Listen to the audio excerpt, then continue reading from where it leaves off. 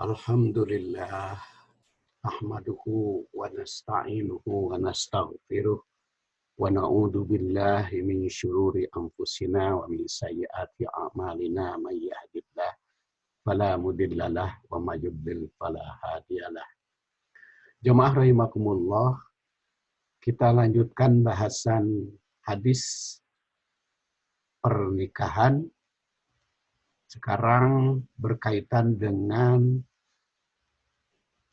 emas dan sutra sebagai perhiasan wanita, bukan perhiasan bagi pria. Baik, kita baca terlebih dahulu. Hadis yang kita bahas adalah diriwayatkan oleh Imam Ahmad dalam kitab Musnad Ahmad. Beliau lahir 164 Hijriah dan wafat 241, yang kita kenal salah satu imam dalam fikih, ya. Sebetulnya imam dalam fikih baik itu Hanafi, Maliki, Syafi'i maupun Hambali atau Imam Ahmad, mereka itu ahli di dalam hadis, tapi karena pada saat itu belum dibukukan secara besar-besaran dan belum diselidiki hadisnya, mana yang sahih, mana yang hasan, mana yang dhaif secara kritis, maka kita juga patut memeriksa hadis-hadis yang dikutip oleh keempat madhab itu, baik Hanafi, Maliki, Syafi'i maupun Hambali. Karena hadis lebih jelas penyeleksiannya, lebih ketat, itu dirintis oleh Ibnu Ruhawayh dan dilanjutkan oleh Imam Bukhari. Yang selanjutnya Imam Muslim. Dan itu saya bahas nanti di dalam kajian Ulumul Hadis. Baik, kita baca. Haddasana Yahya ibnu Sa'idin, atau juga bisa dibaca Haddasana Yahya bin Sa'id an Ubaidillah akhbarona Nafi' an Sa'id bin Abi Hindin an Abi Musa anin Nabi sallallahu alaihi wasallam qol uhilla lubsul harir wad dahabi linisa'i ummati wa hurrima ala dukuriha. Ini Musnad Ahmad nomor 1800, ulangi 18.815. Hadasana, kata Imam Ahmad, telah menyampaikan hadis kepada kami Yahya bin Sa'id dari Ubaidillah. Kata Ubaidillah mengabarkan kepadaku Nafi. Dan Nafi ini menerima hadis dari Sa'id bin Abi Hindin. Dan Sa'id bin Abi Hindin menerima hadis dari Abi Musa. Abi Musa al-Asy'ari. Sangat populer, sahabat. Nanti kita uraikan sedikit. Abi Musa al-Asy'ari menerima hadis anin Nabi sallallahu alaihi wasallam dari Nabi, qala, beliau bersabda, uhilla, telah dihalalkan lubsul harir, berbusana sutra, wadahab dan emas, linisa'i ummati, bagi kaum wanita umatku, wahurrima, dan telah diharamkan ala dukuriha, atas kaum dukur pria, kaum lelaki. Jadi halal emas dan perak bagi wanita. Ulangi, emas dan sutra bagi wanita dan haram bagi pria. Kita lihat sanadnya. Hadasana Yahya bin Sa'id. Ini guru Imam Ahmad tentu saja. Imam Ahmad bin Hambal menerima hadis dari gurunya bernama Yahya bin Sa'id bin Farrukh. Beliau termasuk atba tabi'in dan dikenal juga dengan Abu Sa'id. Dia orang Basrah, wafat tahun 198 Hijriah. Makanya bertemu dengan Imam Ahmad, karena Imam Ahmad kan lahir 164, wafat 241. Nah, dia Abu Sa'id ini wafatnya 198 Hijriah. Makanya Ahmad tuh langsung bertatap muka dengan Yahya bin Sa'id. Nah, Yahya bin Sa'id itu menerima hadis dari Ubaidillah.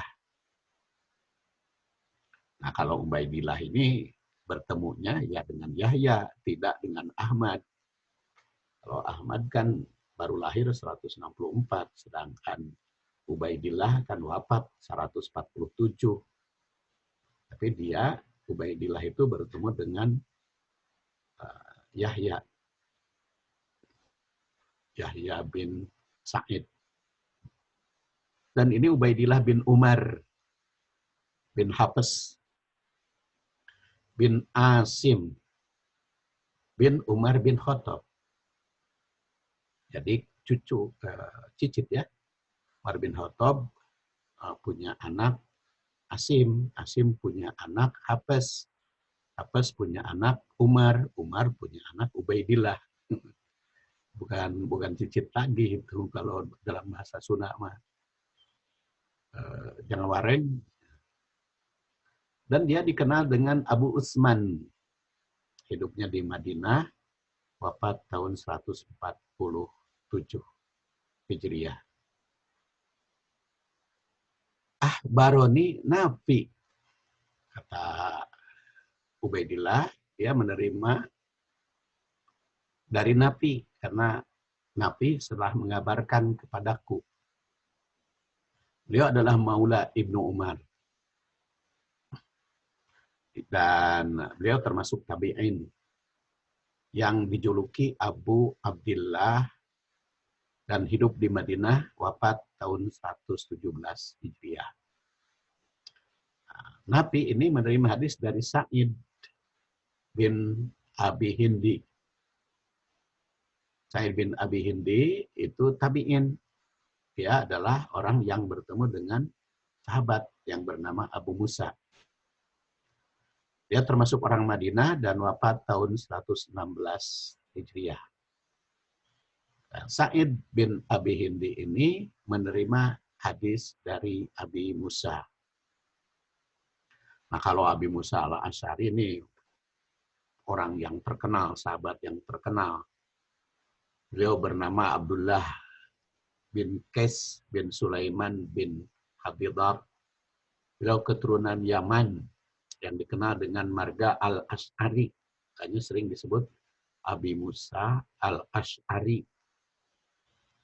Dan di Indonesia, keturunan Asy'ari itu cukup terkenal karena keturunan Abu Musa al-Asy'ari itu ada nama Abul Hasan al-Asy'ari. Abu Hasan al-Asy'ari beda lagi dengan Hasim Asy'ari, orang Jawa beda lagi. Ini Abu Hasan al-Asy'ari ahli di dalam ilmu akidah. Dan memang beliau ini keturunan Qahtan.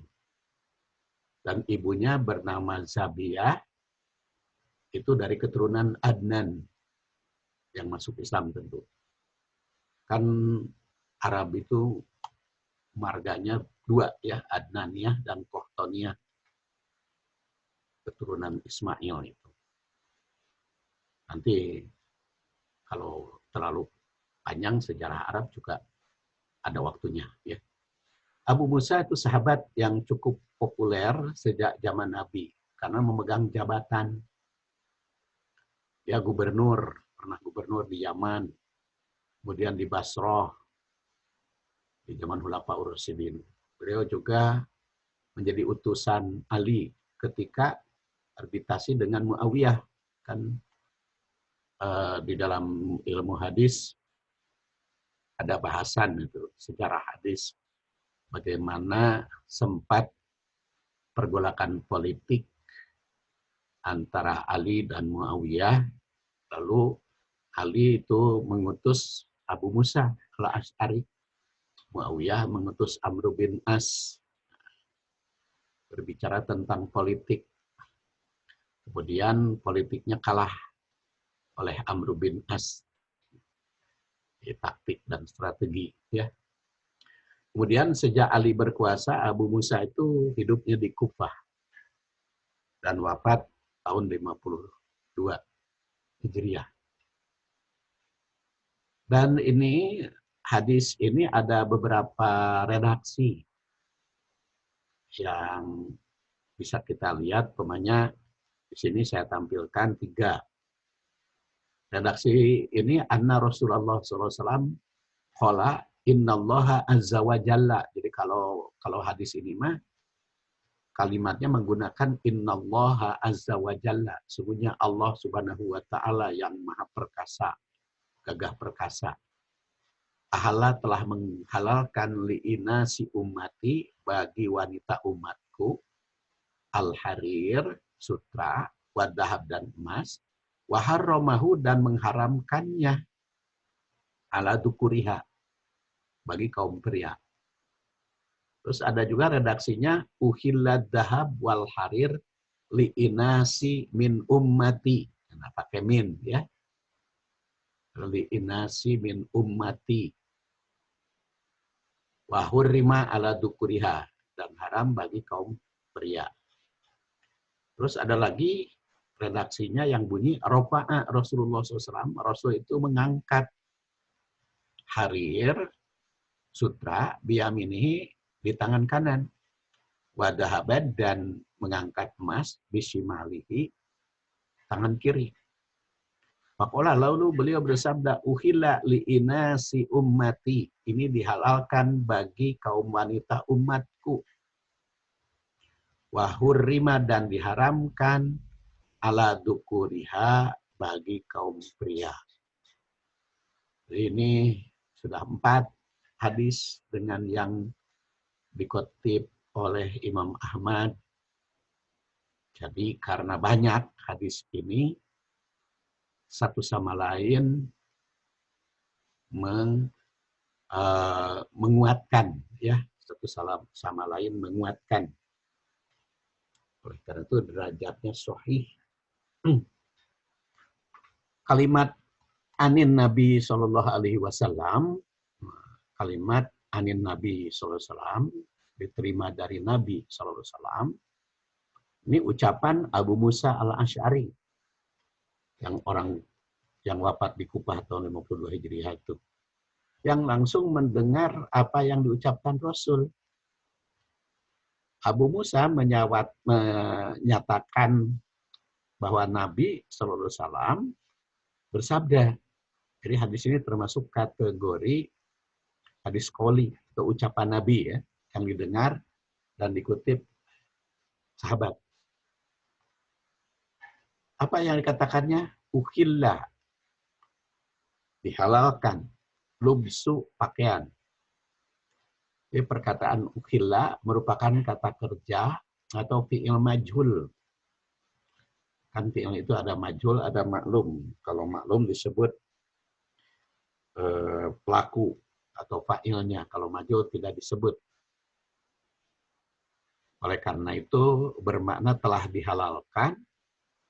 Maknanya tentu saja oleh Allah dan oleh Rasul. Nah, Islam menandaskan bahwa yang berhak mengharamkan dan menghalalkan perhiasan itu kan hanya Allah dan Rasulnya. Yang dihalalkan itu dalam hadis ini adalah lubsur harir, pakaian sutra atau busana, wadahab dan emas, perhiasan. Ini gambar emas. Ini kira-kira gambar sutra.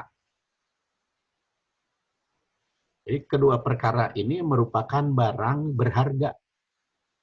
Sejak dahulu kala sampai akhir zaman. Sekarang juga kan emas dan sutra itu diakui di seluruh dunia sebagai barang berharga. Orang yang tidak menghargai emas dan sutra nggak mengerti. kalau kalau kalau orang yang menghargai ya pas orang yang mengerti ya pasti menghargai emas emas dan sutra itu. Dan ini diperuntukkan yang berharga. Jadi pakaian dan perhiasan yang berharga itu ternyata oleh Rasul diperuntukkan bagi kaum wanita. Jadi kaum pria dianjurkan untuk memberikannya kepada kaum wanita. Jadi kalimat ini merupakan pengkhususan linisa'i ummati. Linisa'i ummati. Bagi kaum wanita umatku. Jadi dikhususkan. Emas dan sutra hanya dihalalkan bagi kaum wanita.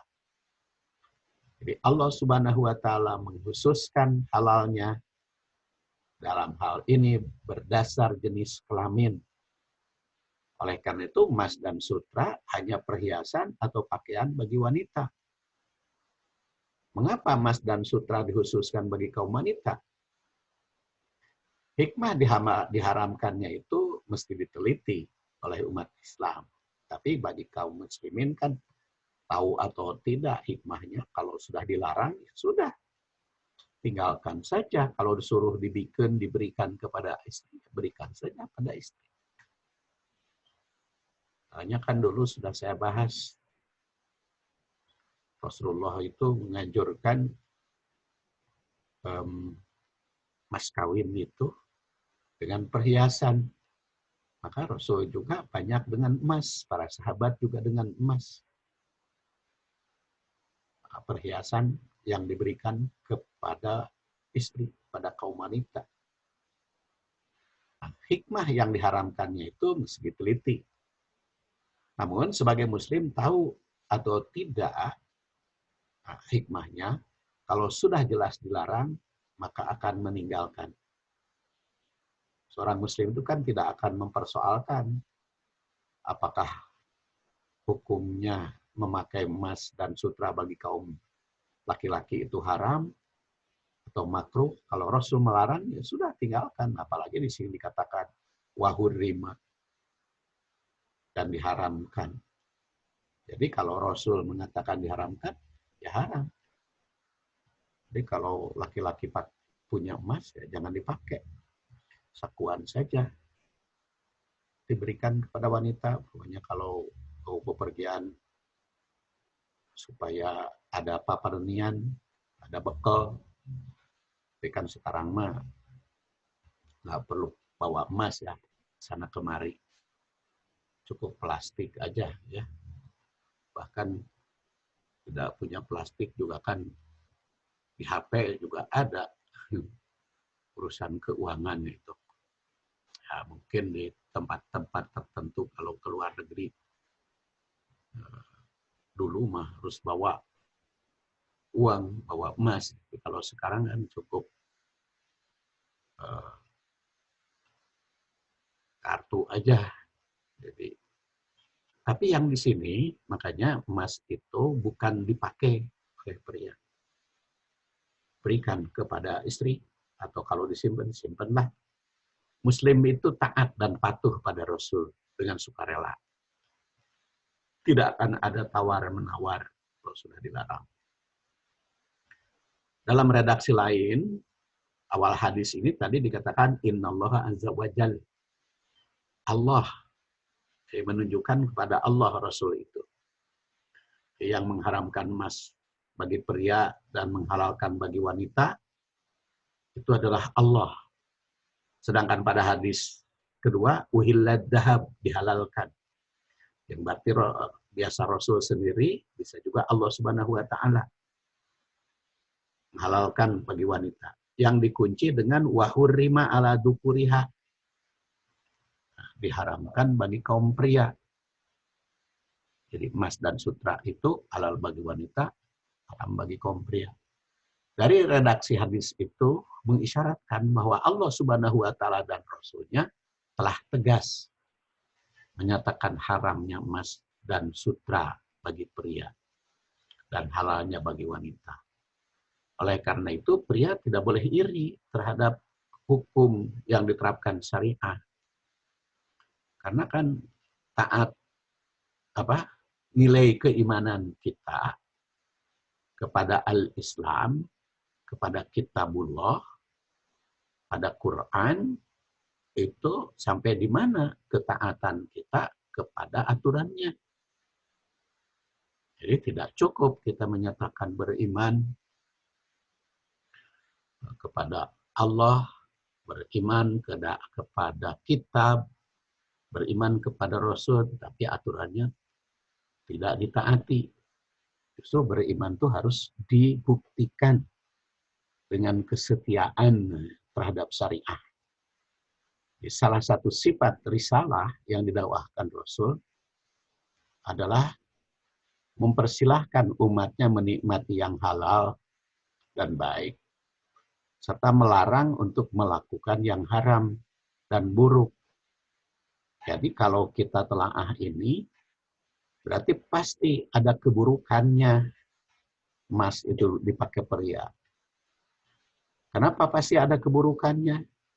Karena Rasul melarang kaum pria pakai emas. Begitu pula sutra. Pasti kalau dipakai pria ada keburukan. Apa keburukannya bagi pria? Apa keburukannya sutra itu bagi pria? Ya teliti sendiri. Tapi sebelum ditemukan, taati dulu. Jadi jelas berdasar hadis ini, emas dan sutra itu jelek digunakan pria. Dan bagus digunakan wanita. Dengan demikian, tidak ada yang diharamkan atau yang Rasul kecuali berbahaya bila dilanggar. Jadi itu pentingnya makanya kita taat. Karena sudah pasti. Dan di dalam Al-Quran punya prinsip. Allah dan Rasulnya itu mengharam yang kotor-kotor. Mengharamkan yang bahaya-bahaya. Ya. Jadi al-khaba'is itu dia haramkan, dan kita coba kita lihat di sini tidak ada yang diperintah beliau kecuali mendatangkan manfaat bila diperbuat. Beliau juga menghalalkan yang baik dan mengharamkan yang buruk, sebagaimana ditegaskan di dalam surat Al-A'raf 157. A'udzubillahi minasyaitonir rajim. Alladzina yattabi'una ar-rasul an-nabiyyal ummiyya alladzi yajidunahu maktuban indahum fit Taurat wal Injil ya'muruhum bil ma'ruf wa yanhahum 'anil munkar wa yuhillu lahumut thayyibat wa yuharrimu 'alaihimul khaba'is wa yadau anhum israhum wal aghlal allati kanat 'alaihim falladina amanu bihi wa azzaruhu wa nasaru wattaba'un nur alladzi unzila ma'ahu ulaika humul muflihun. Di sini dengan tegas. Jadi alladzina yattabi'unar rasul. Mereka adalah yang mengikuti Rasul. An-Nabiyal Ummiyi. Rasul. Yattabi'unar rasul. Rasul itu sebagai Nabi yang ummi. Ummi ini macam-macam artinya. Ada yang mengatakan ummi itu tidak membaca, tidak menulis. Walaupun ada yang mengatakan tidak pandai baca, tidak pandai nulis. Nabi ummi. Tapi kalau saya sih cenderung tidak membaca, tidak menulis, tidak pandai membaca, tidak pandai menulis. Itu sebelum jadi Nabi, sebelum diangkat jadi Rasul. Ya. kalau sudah diangkat jadi Rasul, maka segala kecerdasan dia miliki. Jadi orang yang mengikuti Rasul, Nabi yang ummi, yang namanya tertulis. Yajiduna mereka temukan. Alladhi yajiduna temukan. Maktuban tertulis indahum di antara mereka fit Taurat. Nabi Rasul, Nabi Muhammad itu tercantum dalam kitab Taurat, wal Injil, dan kitab Injil. Ya'muruna bil ma'ruf, ya'muruhum bil ma'ruf. Mereka memerintah yang ma'ruf. Wa yanhahum, dan melarang mereka anil munkar, dari perbuatan munkar. Memerintah yang ma'ruf. Ma'ruf itu adalah yang dikenal baik, baik menurut syariat Islam maupun menurut adat kebiasaan manusia, baik secara syariah maupun ilmiah. Wa yanhahum anil munkar, dan mencegah yang munkar. Wa yuhillu lahumut thayyibat, dan mengharamkan bagi mereka at-thayyibat, yang baik-baik. Jadi kalau yang dihalalkan itu pasti baik, seperti emas dan sutra. Ini dihalalkan bagi wanita, pasti baik gitu. Emas dan sutra itu dipakai wanita. Makanya silakan bapak-bapak yang punya emas, punya sutra, berikan kepada istri. Perempuan yang punya emas, punya sutra, pakai. Tapi pakainya di rumah aja ya, emas mah. Kalau dipakai keluar mah bisa aya nu ngabegal, bisa aya nu merampok, sayang. Pakainya di rumah aja. Nah, kalau sutra mah nggak bisa kan, nggak bisa dirampas. Tapi itu pasti baik karena disebut uhilla lakum, uhilla liinasi ummati, dihalalkan bagi wanita. Atau yibat itu pasti toyibat, emas dan perak, emas dan sutra. Kok saya nyebut emas tuh pasti samuana perak, padahal kan bukan perak, emas dan sutra. Wa yuharrimu alaihimul khobais, dan mengharamkan khobais, yang kotor, yang keji. Khobais. Jadi kalau di sini diharamkan yang buruk atau yang keji, berarti emas dan sutra itu jelek, itu keji, itu pasti ada bahaya kepada pria. Karena kata Al-Quran, Rasul itu pasti mengharamkan yang berbahaya, khobais. Dan di sini emas dan perak, emas dan sutra, lagi-lagi emas dan sutra telah diharamkan bagi kaum pria, maka emas dan sutra itu khobais. Emas dan sutra itu jelek digunakan pria. Wa yadau anhum israhum, dan Rasulullah SAW itu menghilangkan beban, membuang beban mereka. Jadi israhum, apa yang menjadi beban kepada mereka. Wal aglal, dan belenggu. Allati kanat alaihim, yang menjadi beban pada mereka, yang memberatkan kepada mereka, yang membelenggu mereka. Wal falladina amanu, maka kanat alaihim, allati kanat alaihim, beban mereka. Falladina amanu, orang-orang beriman, bihi, kepada Rasul, kepadanya, maka wa azzaru wa nasaru, akan memuliakan Nabi itu dan menolongnya.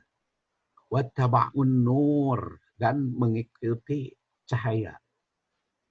Alladzi unjila ma'ahu, yang diturunkan bersamanya. Ulaika humul muflihun. Mereka itulah orang-orang yang berbahagia. Jadi di sini jelas berdasar ayat ini, Rasul sebagai Nabi Ummi itu ada namanya tercantum di dalam kitab Taurat, dalam Injil. Tugasnya menyuruh yang ma'ruf, melarang yang munkar, kemudian menghalalkan yang baik-baik. Jadi apa yang dihalalkan pasti baik. Wa yuharrimu alaihimul khaba'is, dan mengharamkan yang buruk-buruk. Jadi kalau tadi emas dan sutra itu dikatakan halal bagi wanita, maka pasti baik bagi wanita, emas dan sutra. Dan diharamkan bagi pria, maka pasti jelek bagi pria. Tapi ada yang haram bagi pria maupun wanita, seperti daging babi. Itu pasti jelek, daging babi itu. Dimakan baik pria maupun wanita. Karena diharamkan. Homer pasti jelek, bagi baik laki-laki maupun wanita. Jadi yang diharamkan itu ada yang secara mutlak, baik bagi laki-laki maupun wanita, ada yang khusus. Dan menghilangkan beban berat, belenggu, yang tentu saja nanti tafsiran secara meluas, saya akan bahas pada percikan mutiara Al-Quran. Dan orang yang beriman pasti memuliakan Rasul dan menolongnya, serta mengikuti cahaya. Itulah orang muflih, orang yang berbahagia. Jadi kalau ingin bahagia, ikuti, taati Rasul. Jadi Quran Surat Al-A'raf 157 ini tersirat dalam ayat ini. Nabi Muhammad namanya telah tercatat dalam kitab terdahulu, baik Taurat maupun Injil. Mendorong amar ma'ruf nahi munkar. Menghalalkan yang baik, mengharamkan yang buruk. Termasuk juga berhala, termasuk juga emas dan emas dan sutra bagi pria. Sedangkan umatnya benar-benar iman padanya, maka dia akan melanjutkan perjuangan yang membela syariah, yang mendakwahkannya. Jadi jelas, kita ingin diikuti, diakui pengikut Rasul, harus yakin apa yang dilarang olehnya itu berbahaya. Bila dilanggar, maka semestinya dijauhi. Apa yang diperintahkan Rasul pasti mengandung maslahat, maka silahkan dilaksanakan. Sebagai mukmin tidak akan mempertanyakan lagi tentang mengapa ada yang dilarang bagi pria, tapi tidak dilarang bagi wanita. Apapun yang dilarang Rasul pasti dijauhi. Apapun yang diperintah pasti dilaksanakan. Mereka tidak ada adu tawar. Dan memang itu salah satu sifat orang mukmin, seperti tergambar pada surat Al-Ahzab ayat 36. Wa makana lil mu'minin wala mu'minatin, tidak ada bagi mukmin laki-laki dan mukmin perempuan, idza qadallah, apabila Allah telah menetapkan hukum atau menetapkan sesuatu, wa rasuluhu dan rasulnya, amron, atas sesuatu persoalan, ayyakuna lahumul khiyarah, untuk memilih yang lain in amrihim, dari urusan. Jadi pasti orang mukmin itu terima apa yang ditetapkan Allah dan Rasul. Kalau sudah jelas ada ayatnya, kalau sudah jelas ada hadisnya, dia terima. Karena apa ancamannya? Wa may ya'sillah, barang siapa yang mendurhakai Allah wa rasulahu dan rasulnya, faqad dhalalan ba'ida, maka itu telah sesat dengan kesesatan yang sangat jelas. Jadi kalau tidak ingin sesat, ikuti apa yang telah ditetapkan oleh Rasul Shallallahu Alaihi Wasallam. Dan ini jika telah disepakati tidak ada tawar-menawar lagi dalam menaati Rasul, untuk apa? Lalu kita mencari hikmahnya seperti tadi, apa hikmahnya? Ya, untuk semakin yakin dan semakin tahu secara ilmunya, kan diperintah oleh Al-Quran, la'allakum ta'qilun, la'allakum tatafakkarun. Jadi menggali dan meneliti hikmah. sesuatu yang telah disyariahkan, bukan mempertanyakan sebab atau tawar-menawar hukum syariah, melainkan untuk mengambil pelajaran dari apa yang telah ditetapkan. Tentu nanti semakin menyadari betul betapa tingginya syariat Islam.